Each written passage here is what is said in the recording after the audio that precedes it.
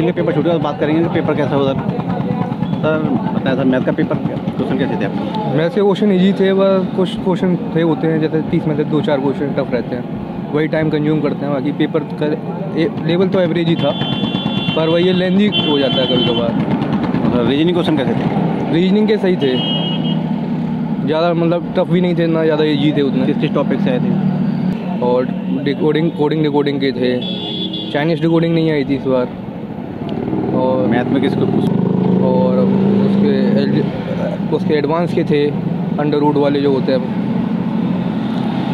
और sir English के question कैसे थे? इंग्लिश की क्वेश्चन ईजी था पेपर का। आरसी वगैरह जो थी, क्लोज टेस्ट और वो पैरा जंबल वगैरह, वो नॉर्मल था, ज़्यादा ना टफ नहीं था उतना।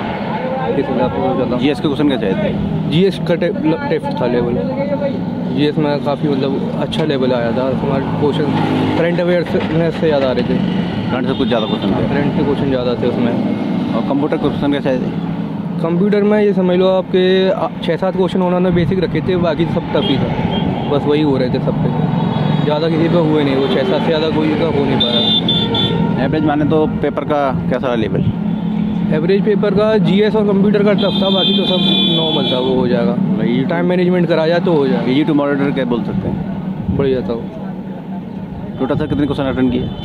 मैंने 110। ओके, थैंक्स, धन्यवाद सर जी।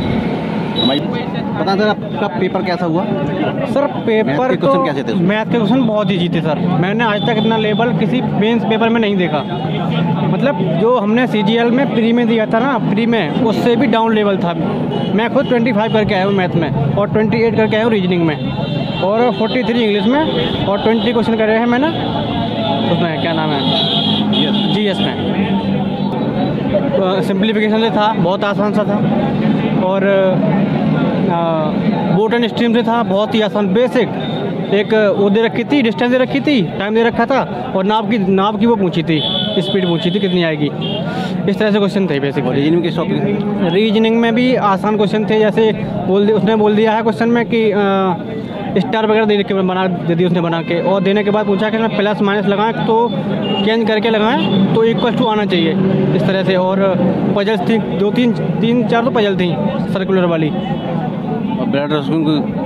हाँ जी, ब्लड रेशन से था, 2 क्वेश्चन था, और वो भी हमारा किस पे बेस्ड था ब्लड रेशन वाला, वो नहीं होता ए है जी बी, कहता हमारा ए बी की माता है, इस तरह से क्वेश्चन था। और जीएस में करंट के कुछ क्वेश्चन थे? करंट का क्वेश्चन था, एक क्वेश्चन में मतलब फैक्ट थे, पूछा था। एक तरफ दिया था ऋषभ पंत और भुवनेश्वर, वो ऋषभ पंत था और सूर्य कुमार यादव था, मतलब वो मिलान करने थे हमें, ये था। कंप्यूटर के कुछ क्वेश्चन? कंप्यूटर थोड़ा सा टफ था। कंप्यूटर का सेक्शन जो था उसमें हमारा एमएक्स एक्सेल के क्वेश्चन थे। एमएक्स एक्सेल में पूछा था कि हमारे एमएक्स एक्सेल में जो क्वेश्चन पूछे, क्या पूछा था उसमें, ये पूछा था कि एमएक्स एक्सेल में साइन थीटा कोस थीटा वाले जो हम साइन लगाते हैं वो किसके अंदर आते हैं, एबीएस, ऐसे कुछ ऑप्शन थे, एबीएस या लॉजिकल सिम, एक क्वेश्चन। और इंग्लिश के क्वेश्चन? इंग्लिश में बहुत बेसिक क्वेश्चन थे, PQRS थे, ऐसे मानो 5 से 6 क्वेश्चन PQRS के, और उसके बाद 5 से 6 क्वेश्चन नरेशन के थे, और ऐसे ही 5 से 6 क्वेश्चन हमारे उसके थे एक्टिव पैसिव के, और 3 हमारे पैसिव थे। पैसिव बहुत आसान थे, बहुत ईजी। एक जो पैसेज था हमारा वो ग्रैंड मदर पे था, दादी माँ पे। एक पैसेज था हमारा इकोनॉमी पे, जिसमें उसने उसके जो रबी की फसल नहीं होती है उसके ऊपर पैसेज था। और आगे जो क्वेश्चन पेपर देने जो लाएंगे उन लोगों को कुछ बताना चाहेंगे आप? हाँ जी बिल्कुल, वो बस ये है अपना मैथ में बिल्कुल ना पढ़ें, जब भी हो जाएगा। मैं तो ये कहूँगा रीजनिंग में बिल्कुल देखें ही मत। थोड़ी बहुत करंट आ रही है तो करंट देख लें, करंट भी ज़्यादा कोई खास नहीं आ रही है। एक क्वेश्चन पूछा था उसमें कि इनमें से कौन सा जीएस में था कि इनमें से कौन सा अधिकारी था, वो क्या बोलते हैं उसे, ध्यान नहीं आ रहा मेरे को नाम, वक्त खां और जफर खां था। तो ये जफर खां जो था वो किसके शासनकाल में था? सेनापति, ये था। धन्यवाद, थैंक यू सर। हमारे यूट्यूब चैनल सिलेक्शन में राहुल को कहते हैं। मैथ्स काफ़ी ईजी, टोटल जो एग्ज़ाम था कम्प्लीटली ईजी टू मॉडरेट ही था। स्पेशली मैथ्स रीजनिंग कुछ ज़्यादा ही आसान दे रखा था इसमें। जो इसका लेवल था स्पेशली सीजीएल मीन्स का तो नहीं था, एमटीएस लेवल का, एमटीएस से भी बहुत ज़्यादा गया गुजरा था ये। और सर आपके रीजनिंग के क्वेश्चन कैसे आए थे? रीजनिंग भी काफ़ी इजी थी। रीजनिंग में 2-3 क्वेश्चन अजम्पशन से थे, अजम्पशन बेस्ड जो क्वेश्चन होते हैं। 2 क्वेश्चन कथन निष्कर्ष वाले होते हैं, वो वाले क्वेश्चन थे। और 2 सिटिंग अरेंजमेंट से थे जो काफ़ी आसान थे, काफ़ी आसान से देखते ही हो रहे थे वो। और आपके इंग्लिश के 45 क्वेश्चन थे, उसमें से 43 अटैम्प्ट किया है मैंने और काफ़ी आसान थी। उसमें 2 सिनोनिम थे, क्लैंडस्टाइन पूछा था, क्लैंडस्टाइन का अपोजिट पूछा था उसमें। और एक क्वेश्चन था एग्जैक्टली मुझे अभी रिकॉल नहीं कर पा रहा हूँ, एक वर्ड था उसका भी एंटोनिम पूछा था।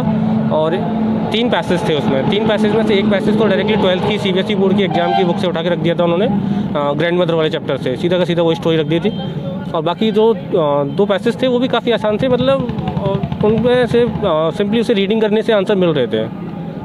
और कंप्यूटर क्वेश्चन कैसे आए थे?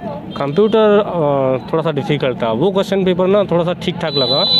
और जो भी क्रूशियल रहेगा वो कंप्यूटर ही रहने वाला है, क्योंकि बाकी सब्जेक्ट्स तो इतने आसान थे, कुछ ज़्यादा आसान थे, क्योंकि मैथ्स में तो फार्मूला बेस्ड क्वेश्चन थे, बस देखते ही आंसर निकल रहे थे। जैसे 11 का डिविजिबिलिटी रूल पूछा था, अलजेब्रा से डायरेक्टली फार्मूला से क्वेश्चन पूछा था, और प्रॉफिट लॉस से क्वेश्चन पूछा था। 3 क्रमागत बट्टे दे रखे थे, तो उनका निकालना था एक सिंगल बट्टा कितना निकलेगा। और भी 2-3 क्वेश्चन थे। जीएस की बात करें, जीएस थोड़ा सा बोले तो मॉडरेट रही थी, क्योंकि उसमें 2-3 क्वेश्चन 4 क्वेश्चन करीब करंट अफेयर से दिखे थे। करंट अफेयर में भी ये था कि वो थोड़ा सा करंट अफेयर में ये क्रिकेट से क्वेश्चन था, एक ऋषभ पंत के बारे में पूछा गया था, ऋषभ पंत जो रहा था। और ये सूर्य कुमार यादव T20 प्लेयर में अवार्ड मिला था, उसका पूछा गया था। और जनरली क्वेश्चन मॉडरेट थे रीजनिंग में, सॉरी जीएस में। टोटल बात करें तो पेपर का लेवल कैसा रहा? बोला जाए तो इजी टू मॉडरेट ही था, डिफ़िकल्ट तो नहीं बोल सकते, इजी टू मॉडरेट था, काफ़ी आसान पेपर था। आने वाले बच्चों के लिए बताना चाहेंगे कुछ पेपर के लिए? सिंपली एक ही तरीका है, किसी भी कोर्स पे कोई किसी भी चीज़ पे ध्यान न दें, वो केवल एक प्रैक्टिस करें। प्रैक्टिस आराम से निकल जाएगा एग्जाम। प्रैक्टिस करने से, केवल प्रैक्टिस करने से पूरा एग्जाम निकल सकता है। किसी की कोई ज़रूरत नहीं है, किसी भी टीचर की कैसे भी अभी किसी कोर्स को देखने के चक्कर में ना पड़े, और सिर्फ अपना प्रैक्टिस पर ध्यान दें, उनका पूरा पेपर आसानी से हो सकता है।